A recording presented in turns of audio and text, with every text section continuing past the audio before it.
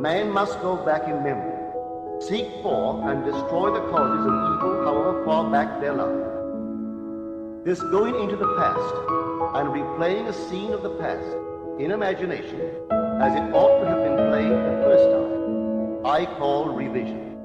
And revision results in repeal. Changing our lives means changing the past. The causes of the present evil are the unrevised scenes of the past.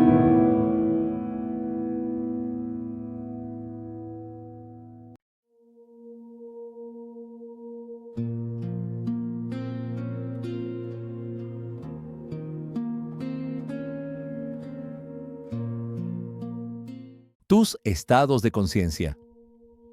Mas buscad primeramente el reino de Dios y su justicia, y todas estas cosas os serán añadidas. Mateo 6:33. La justicia de la que habla este versículo es la conciencia correcta o de rectitud, la conciencia del estado asumido. Esa es tu justicia, y ese es tu objetivo en la vida. Cuando la alcanzas, todo lo demás viene por añadidura, consecuencia inevitable de lo que eres por dentro. Es de la misma justicia que pedía la viuda al juez en Lucas 18, 1-8, quien sin dejar de clamar, finalmente la obtuvo. La viuda es un estado de conciencia. Es el estado donde persistes, donde una especie de ambición interna te sostiene, un acto de amor por lograr lo que deseas. No es desesperación, es determinación nacida desde adentro. La persistencia de la viuda era la imagen de una conciencia que sostiene el estado asumido sin ceder. Esa es la justicia reclamada, la conciencia del estado cumplido, sostenida hasta que lo externo responde. Vivir por conciencia y vivir por hechos son dos modos de existencia completamente distintos. Los hechos son el pasado cristalizado, la sombra de lo que ya fuiste. El mundo que nos parece tan real, tan sólido, tan inamovible, tan urgente, es el valle de sombra de muerte del que habla el Salmo 23:4. Aunque ande en valle de sombra de muerte, no temeré mal alguno. Los residuos de los pasados estados, asumidos, desfilando ante nosotros como si fueran la realidad presente. Caminamos rodeados de las huellas de lo que fuimos, confundiéndolas con lo que es. Mientras sigamos buscando que el mundo externo nos haga justicia, que los hechos cambien primero para entonces creer, viviremos sin conciencia del poder que reside en nosotros y seguiremos caminando en ese valle, rodeados de sombras, tomando el pasado por presente y la ilusión por realidad. La conciencia es la única realidad presente, el poder creador operando ahora mismo, en este instante, antes de que el mundo externo lo registre. Vivir por conciencia correcta es asumir el estado del deseo ya cumplido y sostenerse ahí, aunque el mundo externo todavía no lo confirme. La conciencia correcta es el sentimiento del deseo realizado, presente, vívido y sostenido. Para quienes no tienen una práctica disciplinada en el arte de asumir un estado, esto se convierte en una tarea de vigilancia constante. El pensamiento vaga, la duda aparece, la mente retrocede al hecho. La Biblia tiene un símbolo preciso para este proceso interior, un estado de conciencia llamado Simón Pedro. La Biblia es un mapa de estados de conciencia que los seres humanos encarnan. Son estados que tú mismo habitas constantemente, aunque la mayoría de las veces lo haces de manera completamente inconsciente. Estamos formados por estados de conciencia. Esa es nuestra verdadera piel. Simón Pedro es uno de los 12 estados que forman la piel del cuerpo espiritual completo de la imaginación. Los mismos 12 que Jesús llama, reúne y envía como expresiones vivas de lo que la imaginación humana puede encarnar. La primera cualidad llamada al discipulado es Simón, cuyo nombre en hebreo significa el que oye. Simón es el oído interior aún no disciplinado, el que escucha indiscriminadamente, el que recibe con la misma atención, el pensamiento de fe y el pensamiento de duda, la voz del estado asumido y el ruido del mundo externo. Simón oye todo, y porque oye todo, el estado asumido no puede consolidarse. Siempre hay una voz contraria que entra y siembra la interrupción. Es el estado de una mente que no discrimina los pensamientos y por lo tanto no posee control ni dirección. Cuando ese oído alcanza la disciplina interior, Jesús le cambia el nombre. Simón el discípulo se convierte en Pedro el apóstol, cuyo nombre significa roca o piedra. El oído disciplinado se convierte en la piedra que aísla y deja fuera el ruido del pensamiento que genera duda y miedo. Pedro es el sellador del espacio sagrado interior. En la tradición religiosa literal, Pedro es el guardián de las puertas del cielo. Es él quien decide quién entra y quién se queda afuera. Y esa imagen, leída desde adentro, es perfectamente precisa. Pedro, como estado de conciencia, hace exactamente eso. Custodia la entrada al espacio interior, donde el deseo cumplido está gestando su manifestación. Él decide qué pensamiento entra y qué pensamiento se queda afuera. Las puertas del cielo no están en ningún lugar externo.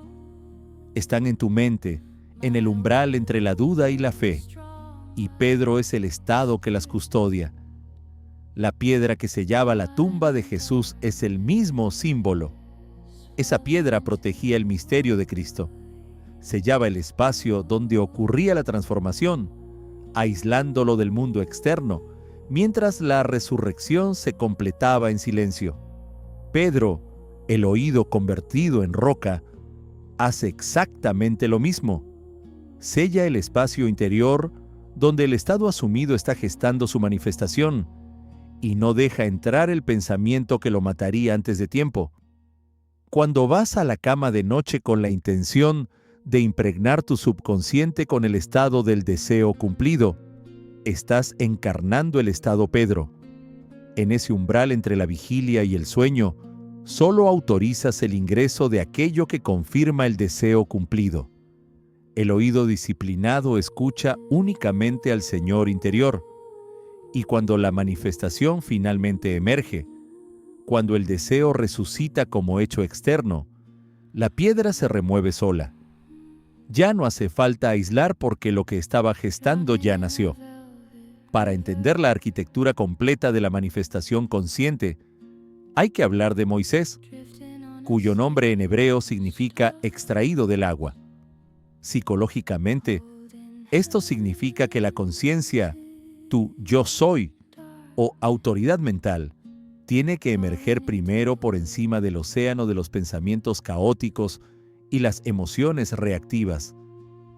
Solo cuando tu conciencia se eleva por encima de tus propios estados mentales, es sacada del agua. Adquiere el poder y la autoridad para dirigir, guiar y separar esas mismas aguas psicológicas a voluntad. Moisés es tu capacidad para liberarte de un estado mental limitante, ser sacado del agua. Es exactamente el mismo poder que usarás luego para guiar todos tus deseos hacia la manifestación, sacar de las aguas. Moisés es el estado del hombre que sabe de la promesa. Es el guía interior que conoce el método para imprimir el subconsciente. Entiende la relajación mental, sabe cómo darle play a una escena interna que implica el cumplimiento del deseo. Moisés es el estado del conocimiento técnico espiritual, y ese estado es guiado por Dios, es decir, por ti mismo, por tu conciencia actuando de manera deliberada. Tú, conscientemente, tomas el mando de tu mente y la conduces hasta el umbral del sueño, hasta ese límite preciso donde el mundo de los sentidos se disuelve y comienza el mundo donde la promesa se cumple. Guía a todos los estados internos del ser, hasta las puertas mismas de Canaán, hasta el borde de la promesa manifestada. Sin embargo, Moisés, siendo el guía y conociendo el camino a la tierra prometida con mayor profundidad que nadie, no fue él quien entró a Canaán. Moisés no entra a Canaán porque lleva implícito en su ser la conciencia del peregrino, del que está en tránsito, del que guía hacia algo. El estado Moisés es, por su propia naturaleza, el estado del que busca, y quien busca, por definición, todavía no ha llegado. Para entrar a Canaán hay que soltar el estado Moisés. Hay que dejar de ser el hombre que sabe el método y convertirse en el hombre que es la promesa. Hay que encarnar a Jesús, el símbolo viviente del deseo cumplido, la imaginación humana fusionada completamente con Dios, el yo soy que no aspira, sino que es. En ese movimiento, cuando sueltas el traje de Moisés y encarna a Jesús, Josué puede entrar. Aconteció después de la muerte de Moisés, siervo de Jehová, que Jehová habló a Josué, hijo de Nun, servidor de Moisés, diciendo: Mi siervo Moisés ha muerto. Ahora pues, levántate y pasa este Jordán, tú y todo este pueblo, a la tierra que yo les doy a los hijos de Israel. Yo os he entregado, como lo había dicho a Moisés, todo lugar que pisare la planta de vuestro pie. Nadie te podrá hacer frente en todos los días de tu vida. Como estuve con Moisés, estaré contigo. No te dejaré ni te desampararé. Esfuérzate y sé valiente. Nunca se apartará de tu boca este libro de la ley, sino que de día y de noche meditarás en él, para que guardes y hagas conforme a todo lo que en él está escrito, porque entonces harás prosperar tu camino, y todo te saldrá bien. Josué 1, 1-9. La instrucción es precisa. Primero, Moisés ha muerto. El estado del que sabe el método debe quedar atrás. Segundo, levántate y pasa el Jordán. La acción nace desde adentro, desde la conciencia que ya asumió la promesa. Tercero, todo lugar que pisare la planta de tu pie será tuyo. La misma imagen que se repetirá en Josué 3, cuando los pies de los sacerdotes toquen el agua. Y luego viene una clave. Nunca se apartará de tu boca este libro de la ley. La boca en el lenguaje bíblico es la mente, el lugar desde donde sale lo que habita adentro.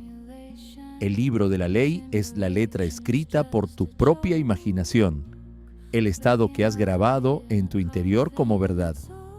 Y la orden es clara. De día y de noche meditarás en él. De día, cuando el mundo externo bombardea con sus hechos y sus evidencias contrarias. De noche, cuando vas al umbral del sueño con la intención de impregnarlo todo, sin pausa, sin tregua, porque entonces, dice el texto, harás prosperar tu camino y todo te saldrá bien. Josué y Jesús comparten la misma raíz en el hebreo, Yeshua, que significa Dios salva. El mismo nombre en dos momentos del drama sagrado señala la misma verdad. Josué entra a Canaán porque es el estado de conciencia que ya se identifica con la promesa cumplida. El que llega, el que posee, el que habita la tierra prometida, como su realidad presente.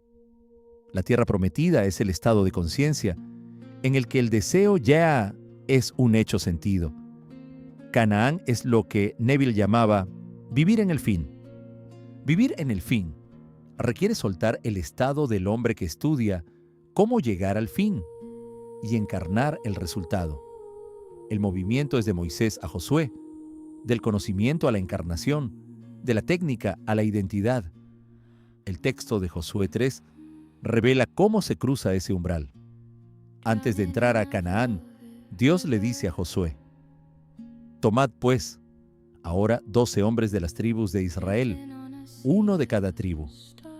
Y cuando las plantas de los pies de los sacerdotes que llevan el arca de Jehová, Señor de toda la tierra, se asienten en las aguas del Jordán, las aguas se dividirán. Josué 3, 12-13. Las aguas se dividen cuando los pies tocan el agua. El milagro es consecuencia del primer paso dado desde la conciencia del estado cumplido. El mundo externo responde al acto de fe, y el acto de fe precede siempre a la evidencia externa. Hay 12 hombres, uno por cada tribu, la totalidad del pueblo representada en 12 cuerpos que dan ese primer paso. Esos 12 hombres sacan posteriormente 12 piedras del lecho del Jordán, una por cada tribu, como señal de que su herencia, su parte en la tierra, fue conquistada a través del agua. Josué 4, 1-9. En Juan 13, Jesús, quien comparte nombre, esencia y función con Josué, lava los pies de sus 12 discípulos. Son 12, como los 12 hombres de las tribus.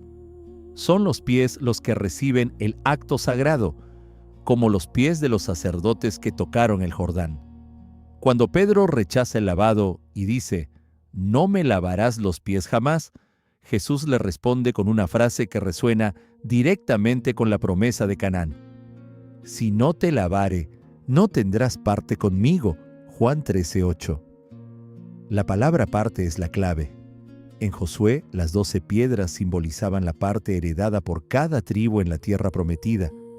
En Juan 13, la parte es la herencia espiritual en Cristo, en el estado del deseo cumplido. Al permitir que Jesús lave tus pies, estás permitiendo que tu conciencia sea preparada para pisar el suelo sagrado de Canaán. El lavado de pies es la preparación del instrumento que toca el suelo sagrado. Los sacerdotes pisaron el Jordán y las aguas cedieron. Los discípulos recibieron el lavado y fueron enviados a transformar el mundo. En ambos casos, la preparación fue en los pies, el punto de contacto entre el ser y la tierra que camina. El proceso completo vive en ti cada vez que decides asumir un estado. Primero eres Simón, el que todavía oye todo y deja entrar la duda.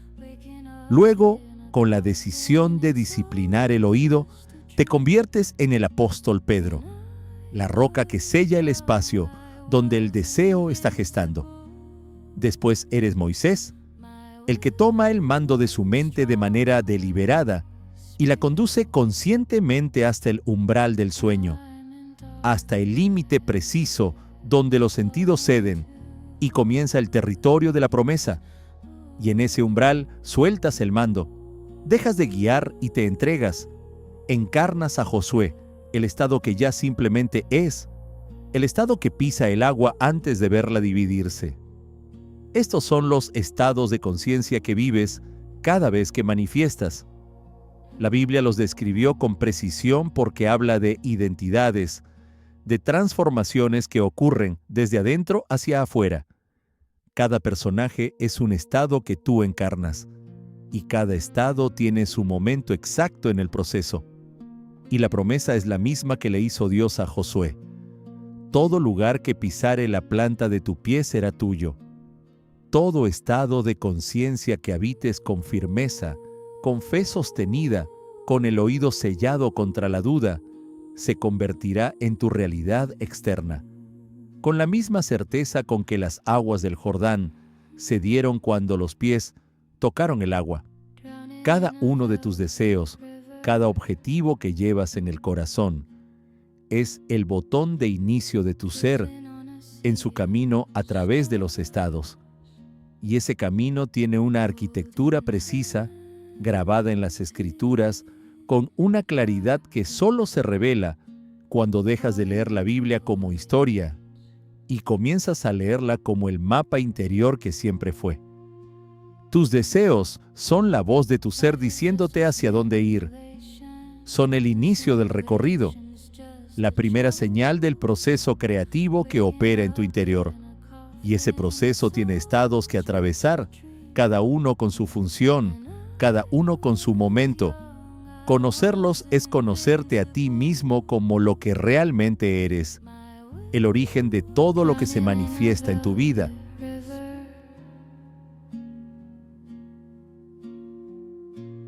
Drifting on a sea of stars.